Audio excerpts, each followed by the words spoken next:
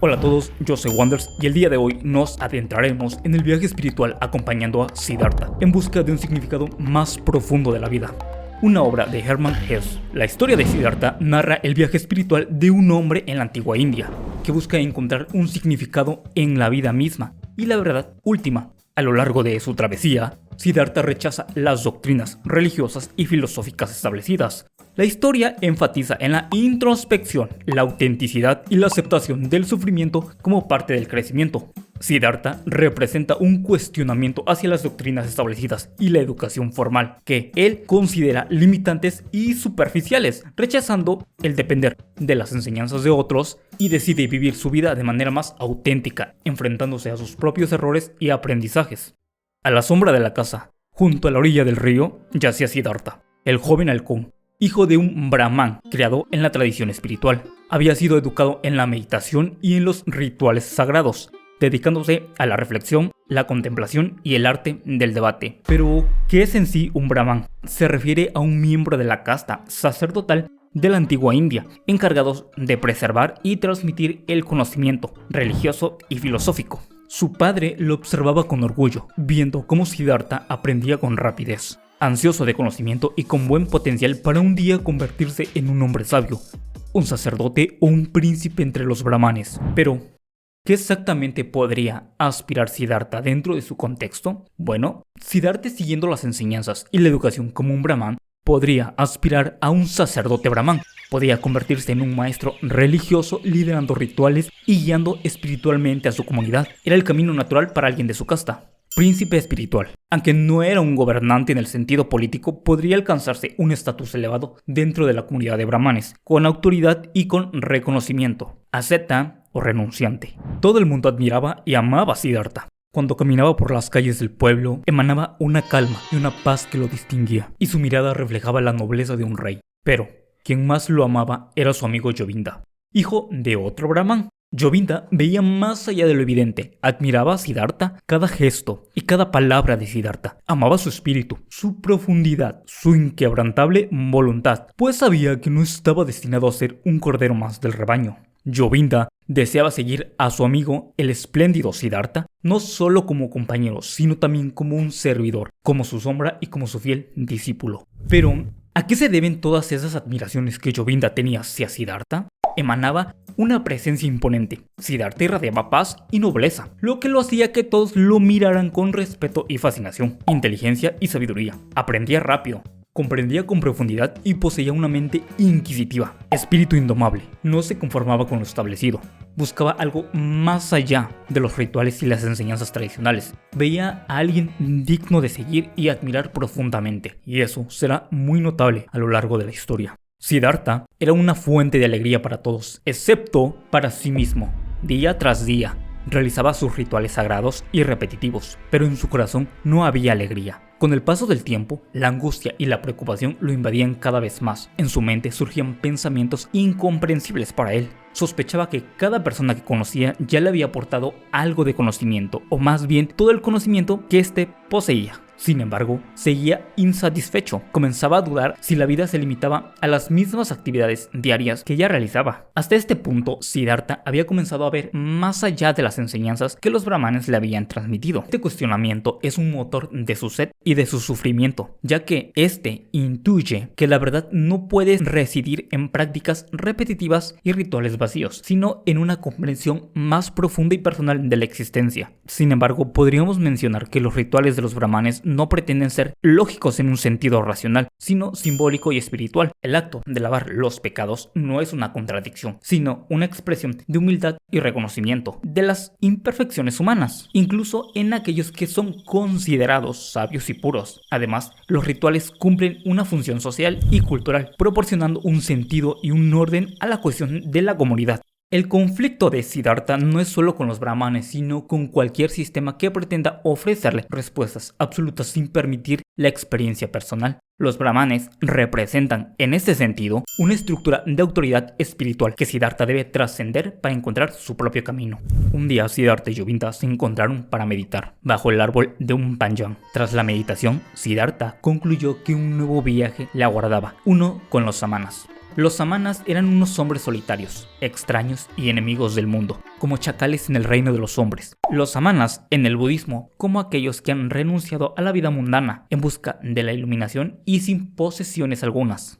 Siddhartha se acercó a su padre y le comentó que se uniría a los samanas. El padre se negó, considerando la idea como descabellada. Terminó la conversación de manera tajante y se fue a dormir. Sin embargo, Siddhartha se quedó allí, de pie, con los brazos cruzados. Para su padre, le resultaba imposible conciliar el sueño. Se levantó y miró por la ventana a su hijo en esa posición. Se volvió a acostar, pero una hora después se levantó nuevamente y volvió a mirar a Siddhartha, quien seguía allí. Pasó otra hora y él continuaba en la misma posición. Así transcurrieron las horas hasta que casi amanecía. Su padre se percató de que Siddhartha ya no estaba allí físicamente, sino solo su cuerpo.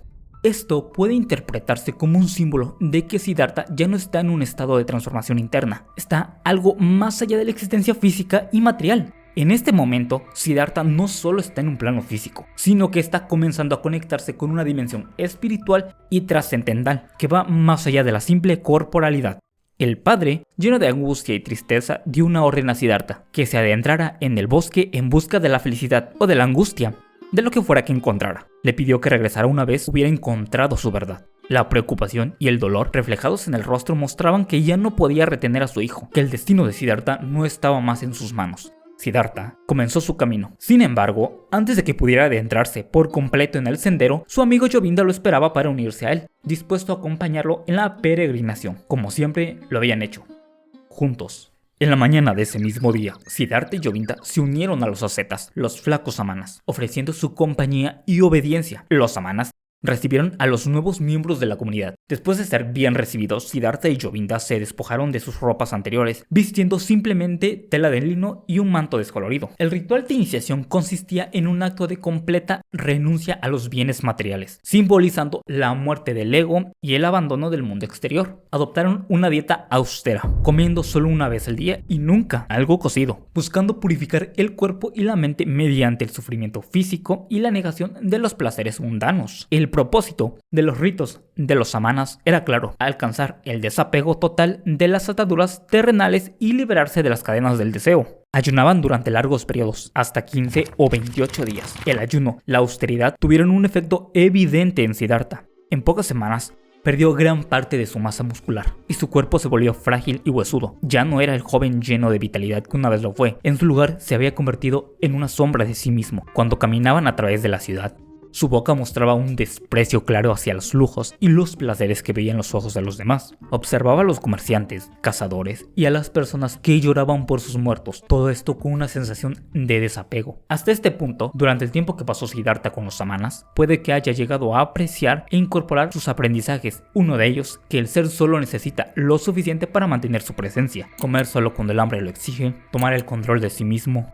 y comprendió que la vida a su alrededor es solamente una mera ilusión de quienes intentan controlar más allá de lo que realmente pueden. Ver que el mundo sigue su curso y uno debe seguir con él. Esta etapa representa un rechazo al materialismo y una búsqueda de autodominio a través de las prácticas ascéticas, como el ayuno, la meditación y el control de los sentidos. Aunque Siddhartha aprenda a dominar su cuerpo y a vivir con lo mínimo, eventualmente se dará cuenta de que esas prácticas no lo acercarán a la verdad última. El ascetismo, en su extremo, puede convertirse en una forma de apego, el apego a la renuncia. Además, la idea de que la vida es una mera ilusión podría interpretarse como una negación de la realidad tangible, que podría llevar a una desconexión del mundo y de las relaciones sociales. Y esto se ve claramente reflejado en Siddhartha. Cuando caminaba a través de las ciudades, su boca mostraba un desprecio hacia los demás, hacia el lujo, hacia los placeres que veían los ojos de aquellas personas que caminaban observándolos con desprecio e indiferencia. El mundo les sabía amargo y le era una tortura. Siddhartha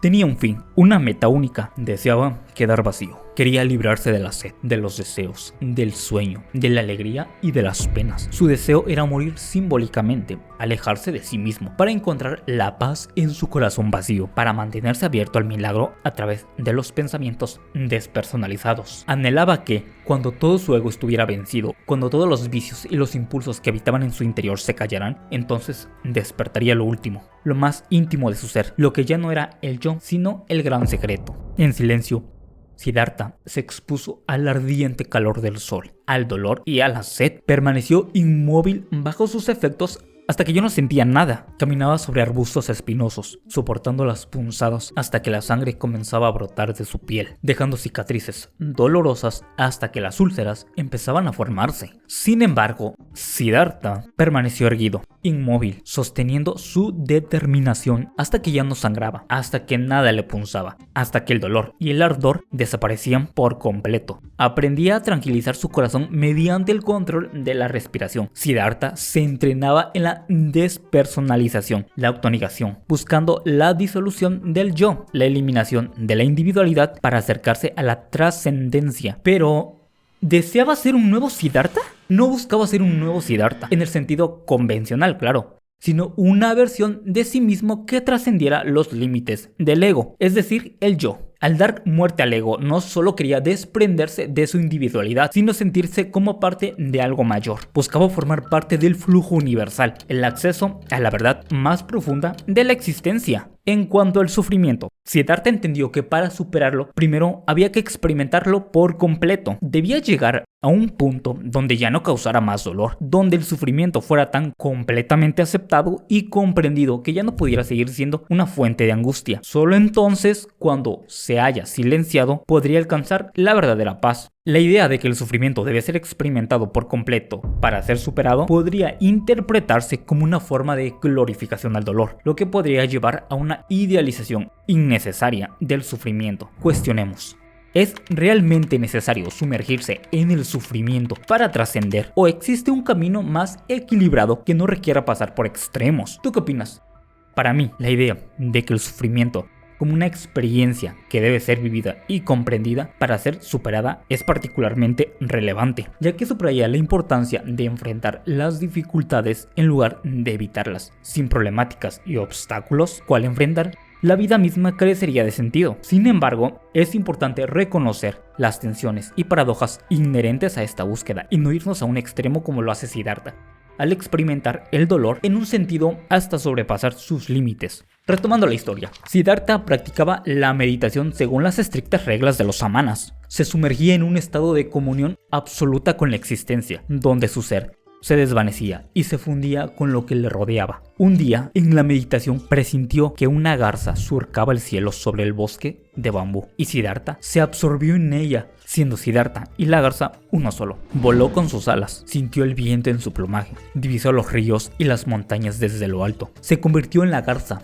cazó peces con su pico, sufrió su hambre, habló su lengua, experimentó su miedo y finalmente su muerte. Más tarde, al encontrar el cadáver de un chacal en las orillas arenosas, Siddhartha entró en su cuerpo inerte, se convirtió en el chacal muerto. La descomposición avanzó implacable. Sintió como las hienas desgarraban su piel y como los cuervos picoteaban sus restos. Se vio reducido a huesos, luego a polvo y finalmente el viento se lo llevó. El alma de Siddhartha había muerto tantas veces como había vivido. Se había vuelto polvo y había recorrido los cielos de transmutación. Había probado la tristeza en sus formas más puras. Y sin embargo, en lo profundo de su ser, algo nuevo despertaba. Ahora guardaba con una sed distinta, una sensación de curiosidad y tensión, como un cazador al acecho. Aniquilaba sus sentidos, destrozaba su memoria, abandonaba su yo para disolverse en mil formas distintas. Se convertía en animal, en carroña, en piedra, en madera, en agua. Pero, al despertar, siempre se encontraba de nuevo a sí mismo, atrapado en el ciclo interminable. Sentía sed, la vencía, y luego la sed regresaba. Siddhartha aprendió mucho en su estancia con los samanas. Descubrió múltiples caminos, recorrió la senda de la despersonalización a través del sufrimiento voluntario, enfrentando el dolor hasta vencerlo, soportando el hambre, la sed y el agotamiento, hasta que dejaron de dominarlo. Podía disolverse en la nada y volverse animal, convertirse en objeto o perderse en la meditación, pero al final siempre regresaba.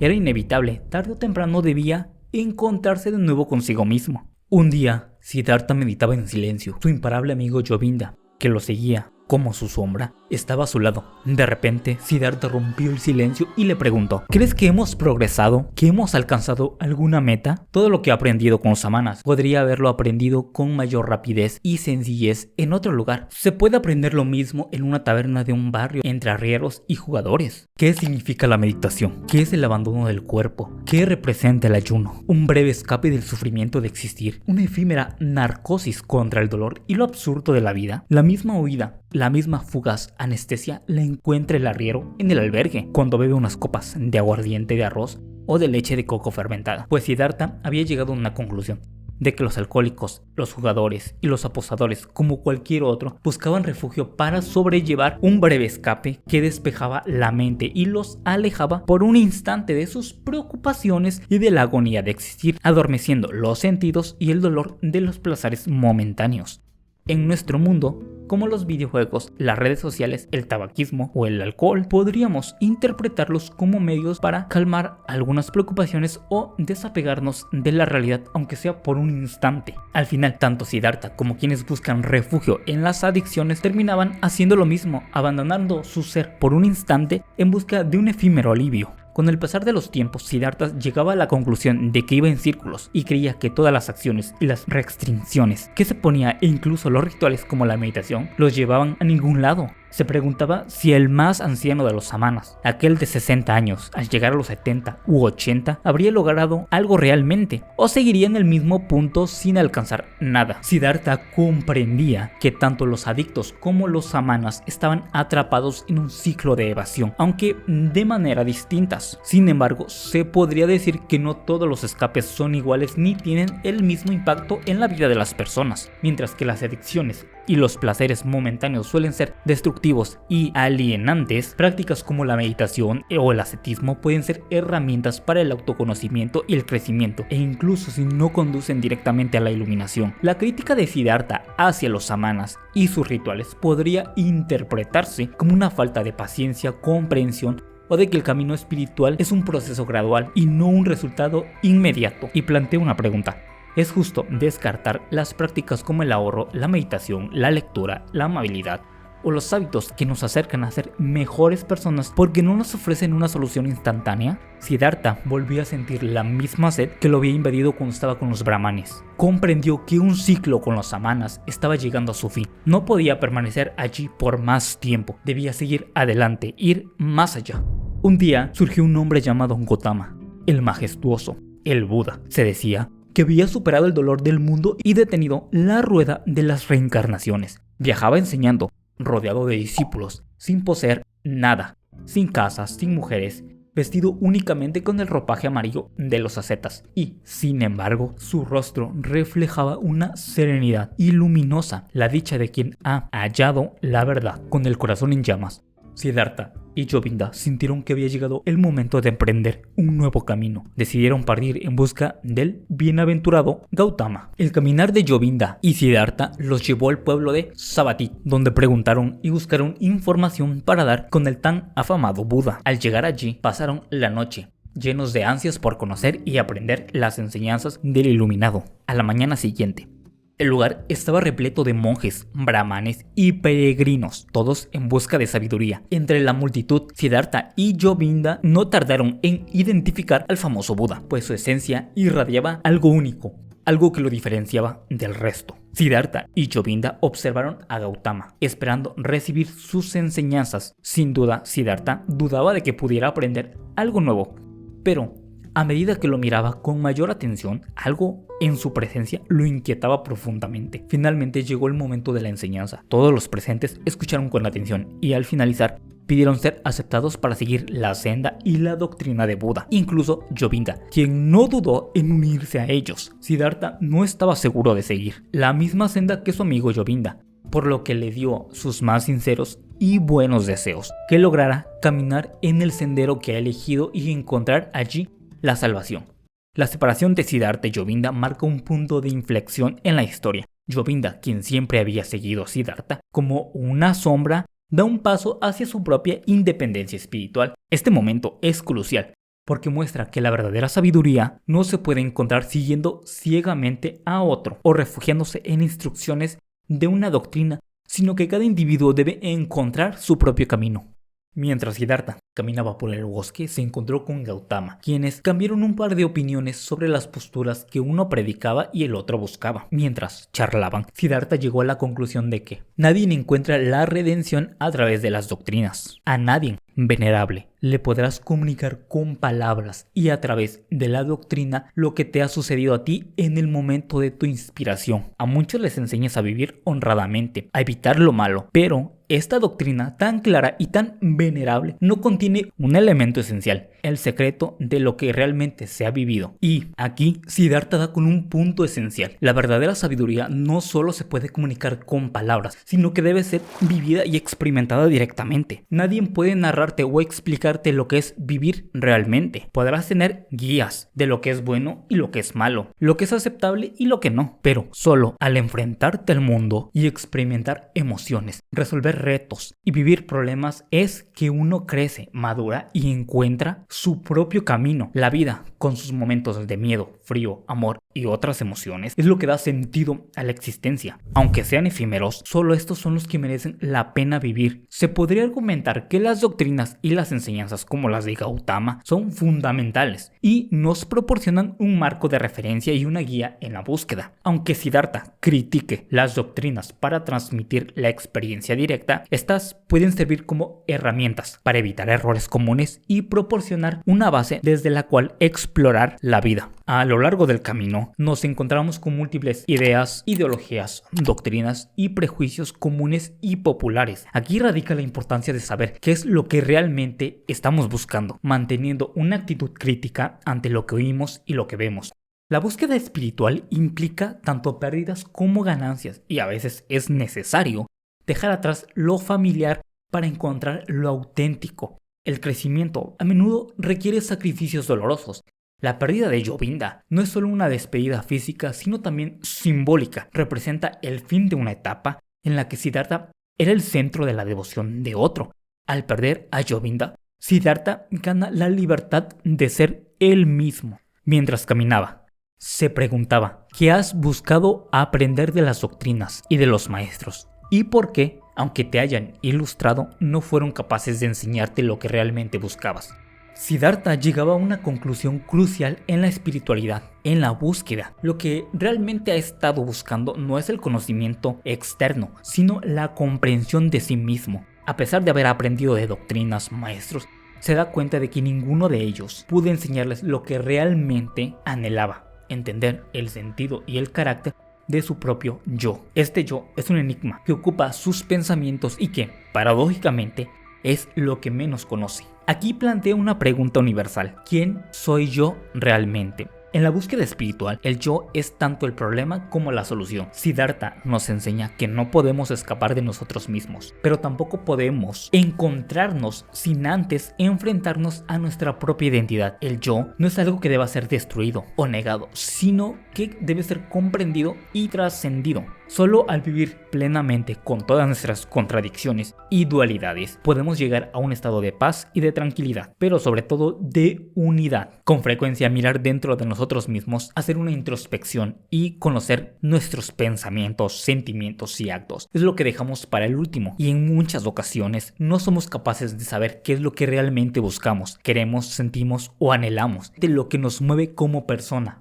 Durante la noche, Siddhartha, cuando dormía en la choza de un balsero, tuvo un sueño. En él, Govinda aparecía frente a él, vestido con una túnica amarilla de asceta. Su rostro reflejaba tristeza y melancolía, mientras le preguntaba: ¿por qué me has abandonado? Siddhartha, conmovido, lo abrazó con ternura, lo sostuvo entre sus brazos y lo estrechó contra su pecho. Pero de pronto, Govinda dejó de ser él. Su figura se transformó y en su lugar apareció una mujer de formas suaves y armoniosas. De su vestido emergió un seno turgente, del cual Siddhartha bebió. La leche tenía un sabor intenso, dulce y embriagador. Aquí el sueño de Siddhartha lo podemos interpretar como una conexión más profunda de aquellas personas que ha conocido, como sus padres, familiares, amigos, lugares, eventos, sentimientos o experiencias. También la aparición de Govinda, triste y abandonado, podemos representarlo como la culpa inconsciente de Siddhartha por dejar atrás doctrinas y relaciones que alguna vez lo definieron. El lamento del yo antiguo que se resiste a trascender. El seno lo podemos simbolizar como lo primordial y la vida del hombre. La leche no es solo un alimento físico, sino sabiduría vital. Contiene contiene toda la existencia y como el lazo inseparable del todo.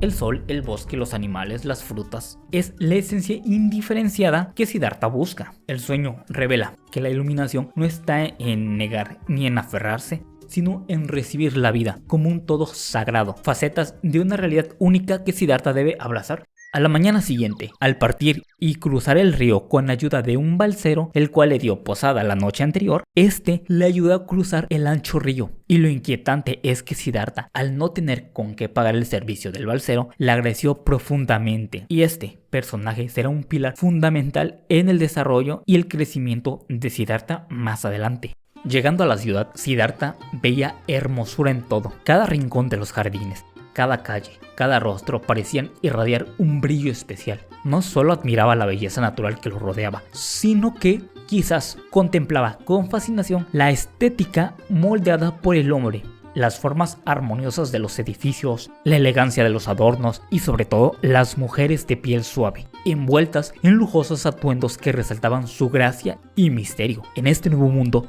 Siddhartha experimentaba sensaciones que antes le eran ajenas o tal vez las percibía desde una perspectiva completamente distinta. Pero, ¿qué significa la ciudad en la travesía de Siddhartha? Podemos relacionarla como una etapa crucial en su viaje espiritual, donde experimenta los placeres y las ilusiones del yo, empezando a reconocer la belleza más allá de lo que él creía. En este punto determinado, Siddhartha conoce a Kamala, una bella e inteligente cortesana, que se convierte en su maestra en el arte del amor y la sensualidad. Kamala representa la entrada de Siddhartha en el mundo de los placeres terrenales, un contraste marcado con su vida ascética anterior. Kamala le enseña sobre el amor físico, la pasión y la importancia de la experiencia sensorial. Para estar con Kamala, Siddhartha se involucra en el mundo del comercio, trabajando para Kamaswami. Este periodo de su vida representa su inmersión en la riqueza, el poder y la ambición de lo material. Al presentarse ante el mercader llamado Kamaswami, Siddhartha se ofreció para ser su aprendiz en el mundo de los negocios, haciéndole notar sus propias capacidades, convencido de que éstas tenían más valor que cualquier posesión tangible. Durante mucho tiempo, Siddhartha había experimentado la vida mundana y los placeres terrenales, pero sin llegar a ser realmente parte de ellos. Los años pasaban y pasaban, rodeado de bienestar. Apenas se daba cuenta de que algo dentro de él estaba cambiando. Durante su estancia en aquella ciudad, acumuló gran riqueza. Tuvo propiedades, sirvientes y un jardín extenso y lujoso. Sin embargo, por más que disfrutaba de tales bienes, del poder y de la sensualidad, en su interior aún habitaba un Siddhartha Samana. Pero esto cambiaría poco a poco. Indiferente a las posesiones materiales, solo lograba percibir con claridad la presencia de Kamala, la mujer que lo había instruido, que le había enseñado y con quien compartía una esencia similar. Aquel estado de iluminación que había experimentado en su juventud parecían desvanecerse lentamente, y la riqueza no era más que un distractor. Así, el mundo y la pereza fueron infiltrándose en el alma de Siddhartha, volviendo su cuerpo pesado, cansado, adormecido. Siddhartha ahora experimentaba una nueva forma de vida, pues había tirado todo lo valioso. Siddhartha ahora enfrenta una nueva etapa, pero esta será su punto de quiebre. Mientras sus sentidos se agudizaban, como el placer y el poder, su alma se debilitaba. La superioridad que siente es el primer síntoma de su caída. Siddhartha acumula riqueza, pero se empobrece. Es una parábola sobre cómo el poder y el placer, cuando no se integran con propósito, consume el alma. Imagina a alguien que se obsesiona con el éxito profesional y la acumulación de riqueza. Trabaja incansablemente, sacrificando relaciones personales, salud y pasatiempos. Logra ascensos, compra una casa más grande, un coche más lujoso, viste ropa de marca. En apariencia, tiene todo lo que una sociedad considera como éxito. Sin embargo, a pesar de tenerlo todo, se siente vacío. Las cenas de negocios reemplazaron las noches con amigos. El estrés laboral afectó su salud y la constante búsqueda de más le impide disfrutar del presente. Se da cuenta de que el poder y el placer que buscaba no llenan el vacío de su alma. La búsqueda desenfrenada de logros materiales sin un propósito que le dé sentido a estas nociones puede llevar a una sensación de empobrecimiento interno. La parábola de Siddhartha nos invita a reflexionar sobre la importancia de integrar nuestras ambiciones con un propósito que nutra el alma en lugar de consumirla. Un día, sumido en una profunda tristeza, decidió renunciar a todo y encaminarse de peregrino nuevamente Ahora Siddhartha cargaba con un profundo sentimiento de vergüenza y miseria. Ya no sentía un destino ni un lugar a donde ir. Durante su camino se volvió a encontrar con el río que alguna vez cruzó al llegar a la ciudad, aquella que le quitó su propósito o le dio una de las más grandes enseñanzas. Siguiendo el cauce del río, Siddhartha volvió a encontrarse con el mismo balsero que años atrás había ayudado a un joven Siddhartha a cruzar hasta la otra orilla, mostrándole su generosidad. Pero ahora, este balsero sería su nuevo maestro en el arte de escuchar y de ver y de sentir el río. Y así pasaron los años. Durante ese tiempo, el gran Buda, Gautama, yacía moribundo y muchas personas acudían a visitarlo por última vez. Entre ellas estaba Kamala, la antigua maestra y amante de Siddhartha. Kamala llevaba consigo un niño, quien no era otro que el hijo de Siddhartha. Un día, mientras descansaban junto al río, Kamala fue mordida por una serpiente. Alarmados, madre e hijo corrieron en busca de ayuda hasta que encontraron al balsero. Kamala, debilitada, se desplomó. El balsero la cargó y, junto con el niño, la llevó a su cabaña. Allí, mientras Siddhartha avivaba el fuego del fogón, este reconoció a Kamala. Su mirada se posó en el niño y al observarlo se vio reflejado en él. No tenía duda, aquel niño era su hijo. Kamala falleció y Siddhartha se quedó con su hijo, con la esperanza de construir una relación basada en el amor y en el entendimiento mutuo. Sin embargo, pronto comprendió que aquel vínculo no florecería como él deseaba. El niño se sentía fuera de lugar en la humilde vida del balsero. No comprendía la sencillez ni la tranquilidad del río. Para él, aquello no era un hogar, sino una prisión. Siddhartha,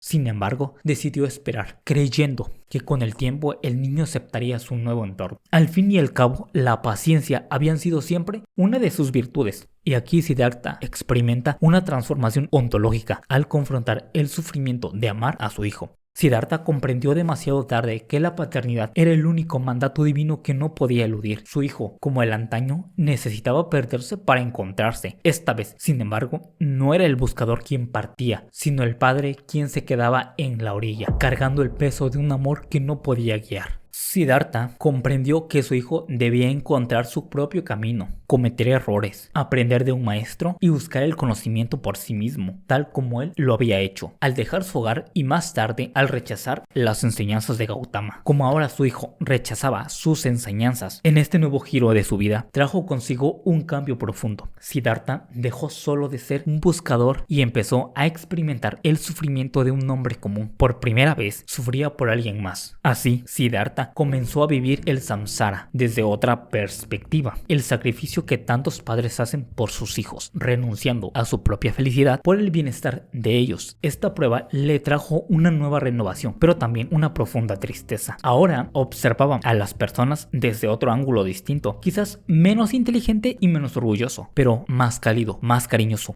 con más interés, guiado por instintos y deseos. Su mirada era la de un hombre que había vivido, que había sufrido y que había amado. El camino final de Siddhartha es una culminación profunda de todo su viaje, donde finalmente entiende que la sabiduría no se encuentra en doctrinas, ni en la renuncia total del mundo, ni en los placeres sin límites, sino en la aceptación de la vida tal y como es. Me parece que la clave final de su iluminación está en el río y en lo que éste le enseña. El tiempo no es lineal, todo fluye y regresa. La vida no se trata de aferrarse o rechazar, sino de integrarse en el todo. Siddhartha deja de buscar respuestas con ansiedad y aprende a escuchar, a aceptar y hacer. En el fondo, Siddhartha nos deja con la idea de que la iluminación no es solo un punto de llegada, sino el estado de un ser. No se trata de rechazar la vida ni de perseguir los placeres, sino de ver la unidad en todas las cosas, en la alegría, en el sufrimiento y en la búsqueda, en la pérdida, en la quietud y en el movimiento.